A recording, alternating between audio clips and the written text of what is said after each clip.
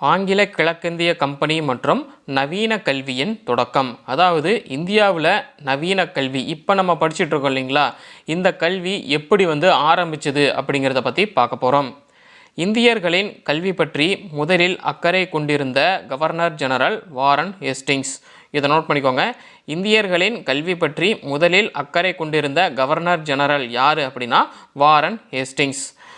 Warren Hastings ஒரு மௌல்வி தலைமையிலான இஸ்லாமிய தூதுக்குழுவின் கோரிக்கையை ஏற்று 1780 to 1781 ஒரு மதரசாவை முதலாக கல்கத்தாவில் நிறுவினார். அதாவது என்னென்னா, நம்ம இந்தியர்களுடைய கல்வி பற்றி அக்கறை கொண்டிருந்தவர் யாருன்னா முதல்ல அக்கறை கொண்டிருந்தவர் கவர்னர் ஜெனரல் வாரன் ஹேஸ்டிங்ஸ். அவர் பார்த்தீங்கன்னா என்ன பண்ணுறாரு அப்படின்னா, அதுக்காக என்ன முயற்சி எடுக்கிறாரு அப்படின்னா, ஒரு மௌல்வி தலைமையிலான இஸ்லாமிய தூதுக்குழுவோடைய கோரிக்கையை ஏற்றுக்கிட்டு 1780 1781 ஒரு மதரசாவை முதலாக கல்கத்தாவில் பார்த்தீங்கன்னா நிறுவனாங்க.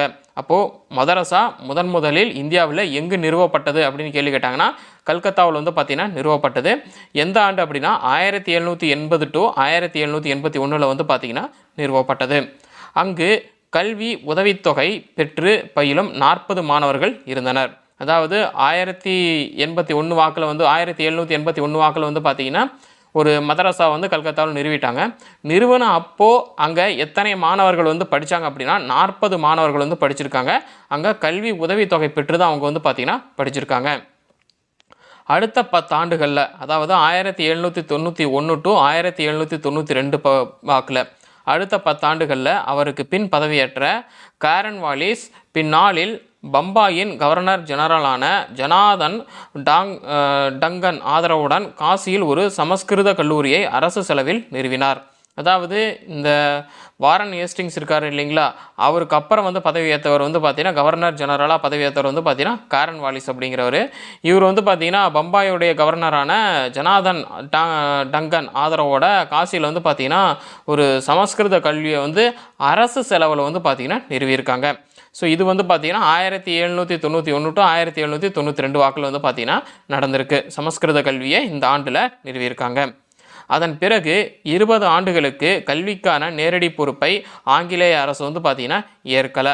அதாவது என்னென்னா, இப்போது வாரன் ஹேஸ்டிங்ஸ் இருக்கார் இல்லைங்களா, அவர் பார்த்தீங்கன்னா இந்தியர்களுடைய கல்வி மேலே அக்கறை கொண்டு இருந்தார். அதனால் பார்த்தீங்கன்னா அவர் பார்த்தீங்கன்னா ஒரு முன்னெடுத்தார். நம்ம ஒரு ஸ்டெப்பு முன்னாடி எடுக்கலாம் அப்படின்னு சொல்லி எடுத்திருக்காங்க. அவருக்கு அப்புறம் வந்தவங்க, காரன்வாலிஸ்க்கெல்லாம் அப்புறம் வந்தவங்க இருக்காங்க இல்லைங்களா, அவங்களுக்குலாம் பார்த்தீங்கன்னா அதை பற்றி பெருசாக அக்கறை இல்லை. இந்தியர்கள் கல்வி கற்கணும் அப்படிங்கிறத பற்றிலாம் பெருசாக அக்கறை கிடையாது போல இருக்குது. அதனால தான் அதன் பிறகு 20 ஆண்டுகளுக்கு கல்விக்கான நேரடி பொறுப்பை ஆங்கிலேய அரசு ஏற்கவில்லை அப்படின்னு சொல்லியிருக்காங்க. கல்வி நிதியானது தொடர்ந்து பல ஆண்டுகளுக்கு கீழை நாட்டு கல்விக்காகவே செலவிடப்பட்டது. அதாவது என்னென்னா, கல்வி நிதி தொடர்ந்து பல ஆண்டுகளுக்கு பார்த்தீங்கன்னா கீழை நாட்டு கல்விக்காக செலவிடப்பட்டுருச்சு. இங்கிலாந்து நாட்டுடைய பாராளுமன்றம் 1813 கிழக்கிந்திய கம்பெனியின் சாசனத்தை புதுப்பிக்கும் போது, அதாவது கிழக்கிந்திய கம்பெனி, ஆங்கிலேய கிழக்கிந்திய கம்பெனி இருக்கு இல்லைங்களா, அதனுடைய சாசனம்னா என்ன, சில ஒரு அக்ரிமெண்ட்டு, அந்த ரூல்ஸு அந்த மாதிரி கூட எடுத்துக்கலாம் சரிங்களா, அந்த சாசனம் அப்படிங்கிறது. ஸோ ஆங்கிலேய கிழக்கிந்திய கம்பெனியோடைய சாசனத்தை பார்த்தீங்கன்னா புதுப்பிக்கும் போது, எப்போனா 1813 சாசனத்தை புதுப்பிக்கும் போது இந்தியாவில் உள்ள பிரிட்டிஷ் பகுதிகளில் இலக்கியம் மற்றும் அறிவியலை மேம்படுத்துவதற்கு 1 லட்சம் ரூபாய்க்கு குறையாமல் நிதி ஒதுக்குவதற்கான ஒரு விதிமுறையை சேர்த்து சட்டம் இயற்றியது. என்னென்னா, இப்போ ஆங்கிலேய கிழக்கிந்திய கம்பெனி பார்த்தீங்கன்னா இந்தியாவுக்கு வர போகிறாங்க. அவங்களுடைய சாசனத்தை அவங்க புதுப்பிக்கும் போது இது நடந்தது பார்த்தீங்கன்னா 1813. ஸோ இது நடக்கும்போது பார்த்தீங்கன்னா இந்தியாவுடைய கல்வியில் பார்த்தீங்கன்னா அக்கறை கொண்டு என்ன பண்ணுறாங்க அப்படின்னா, அறிவியலை மேம்படுத்துவதற்கு, இந்தியாவில் இருக்கிற இலக்கியம் மற்றும் அறிவியலை மேம்படுத்துறதுக்காக 1 லட்சம் ரூபாய்க்கு குறையாமல் பார்த்தீங்கன்னா நிதி ஒதுக்குவதற்கான ஒரு விதிமுறையை பார்த்தீங்கன்னா சேர்த்து தான் சட்டம் இயற்றியிருக்காங்க. இருப்பினும் அதற்காக ஒதுக்கப்பட்ட நிதி செலவிடப்படாமலேயே இருந்ததெல்லாம் கிடையாது சரிங்களா. அந்த நிதியை பார்த்தீங்கன்னா நல்லா வலிச்சு நக்கிட்டு போயிட்டாங்க அப்படின்னு தான் சொல்லணும். ஊழல் அப்படின்னு சொல்லலாம், ஒரே வார்த்தையில் ஊழல் பண்ணிட்டாங்க அந்த கல்விக்காக கொடுத்த நிதியை.